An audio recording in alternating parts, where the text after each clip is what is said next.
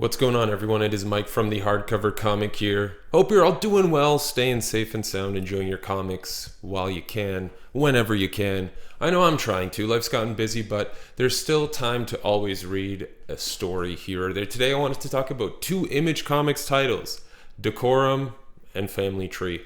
Very excited, great titles. Both of these are both mini-series stories that you can read and actually get a concrete ending without waiting months and months or years and years for the conclusion to the story, reading hundreds and hundreds of issues just to have the same characters beating each other up over and over again. Before we get into those, organicpricebooks.com. Pretty sure you can still get the Decorum hardcover on there. Amazing service, amazing shipping. You can pre-order. You can back order some books, backstock order. There have been two promo codes showing on the screen right now that will get you a little extra off your order. They already have pretty darn good discounts on a base level at organicpricebooks.com. There are also damaged books on there if you want to get a little bit more off. Check it out. Amazing website. Can't recommend organicpricebooks.com enough. And now let's talk about two insanely good Image Comics titles.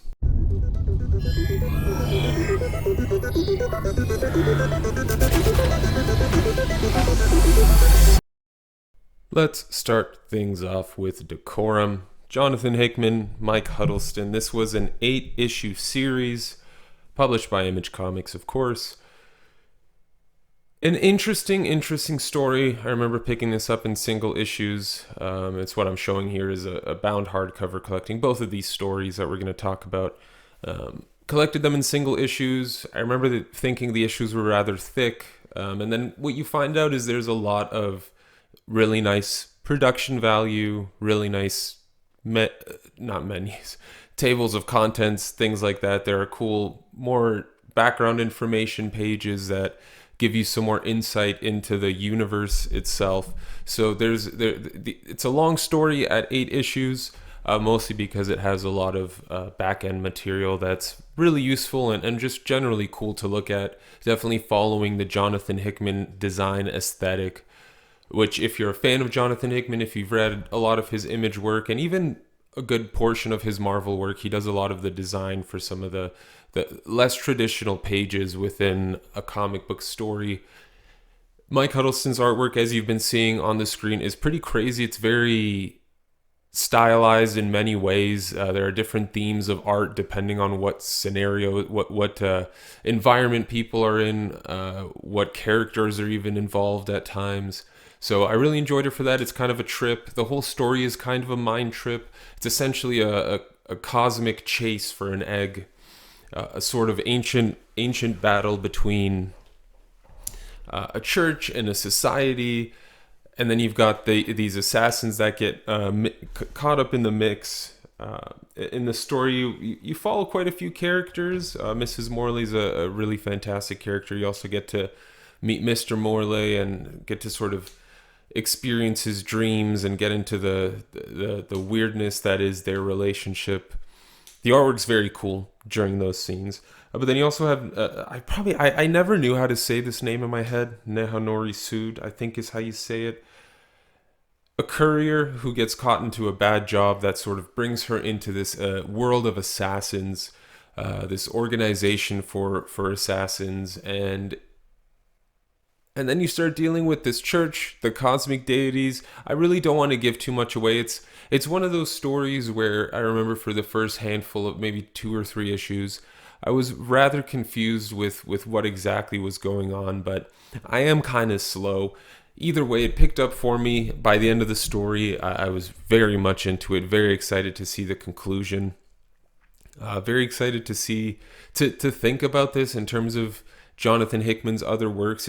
It seems a bit more playful for what Jonathan Hickman does. A bit less grandiose. Although it's dealing with these massive subjects, the feeling of the subject matter isn't pretentious. The storytelling didn't, in my opinion, feel very pretentious. Just Jonathan Hickman styled. I really enjoyed it. The variety in artwork, has me excited for every turn of the page. I don't know what's coming next. In terms of the story, it's also like that. I mean, you don't entirely know what's coming up next because there have been so many imaginative sci-fi fantastical twists that it really takes you for a ride. I really enjoyed it at 8 issues. I thought it was a good enough length where you get a full story that doesn't feel very short or rushed. You get to see a whole bunch of a universe and get to explore a number of different characters and not necessarily get to know them all that much, but get to know them enough to care about what they care about and want to follow the story and stay invested in it. I personally don't mind the sort of, non-traditional parts of the comic that tell you more about the universe, whether that's the dreams of Master Morley or just general sort of maps and universe organizational structures or hierarchies. It's when Jonathan Hickman creates something, he puts a lot of thought into it. And what's great about him is that he doesn't care and he just feels the need to put it all into the book as well. I respect it. And it made me enjoy the book a lot more. It was what made me enjoy things like The Watchmen, and many other books that have done a little bit of back matter to give you a little more insight into the story. A great weird sci-fi story. I recommend it if you're a fan of sci-fi. I recommend it if you're a fan of Jonathan Hickman. And I recommend it if you're looking for something different. 8 issues, you're getting a full story that's enjoyable in my opinion, and can't recommend it enough. Check out Decorum. Now we're going to talk about Family Tree, Jeff Lemire, Phil Hester. If you've been a fan of the channel, you know how much I love Jeff Lemire, one of my favorite writers in comics ever. The man who does more work than anyone can really understand, but he does it.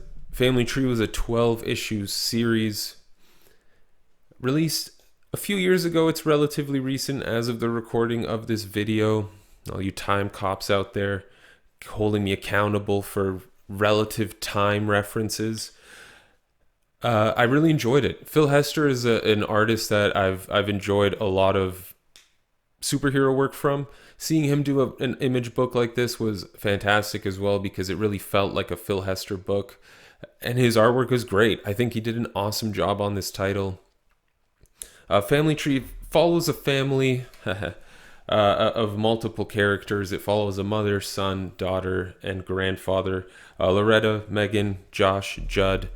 They're great characters. This is, with Jeff Lemire, when you read one of his stories, you're going to get a lot of emotions. You're going to get a lot that you can relate to as a reader. You're going to get, maybe you'll maybe see things that you wish you could have in your own life. You'll see things that you can relate to in your own life. You'll see things that you disliked in your own life. It's really amazing how often he can find multiple threads within a story. And then maybe this is just something writers know about. It's something you learn about if you actually bother to educate yourself in the world of writing, which I haven't done. But maybe these are just easy strings to pull on a story. Either way, it follows this family as Meg unfortunately begins to experience a transformation that will literally unroot the family. Trying to get punny there. She essentially starts turning into a tree. It's not really a spoiler. You find out in issue 1. She starts turning into a tree, and that's when the fun begins. This book gets really wild. It's essentially, without giving too much away, because I don't really want to. It's not a very long story, and I really enjoyed every minute of it, so I'd like you all to as well. But you get to see how the family reacts to all that's happening to her. You get to see what this transformation means in the grand scheme of the world that this story takes place in. There's an organization that comes into play as well that may be anti-tree. They want to cut down the trees. I hope that gives you an idea of what I'm talking about without spoiling too much.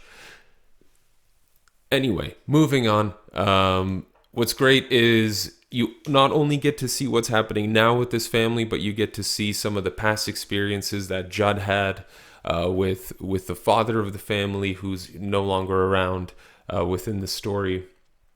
And you also get to see in the future, 5 years later, what's happening with the characters in the story. It's a really, really great story. 12 issues, I think, was a really good amount. It would have been nice It would have been nice to maybe learn some more about the characters, particularly the grandfather, maybe the organization as well, just to sort of see a bit more of the history. But I think it's really nicely done at 12 issues. It would be a perfect length for a movie. I really enjoyed it. Jeff Lemire definitely hit on this one. I can't recommend it enough. Family Tree, Decorum, two fantastic stories to check out. Very different vibes between them, I will say. If you're looking for a quicker read, check out Family Tree. If you're looking for something a bit more intense with a lot more world building, check out Decorum. If you've read these titles, let us know what you think down in the comment section below. I want to thank you all for tuning in. This is Mike from the Hardcover Comic.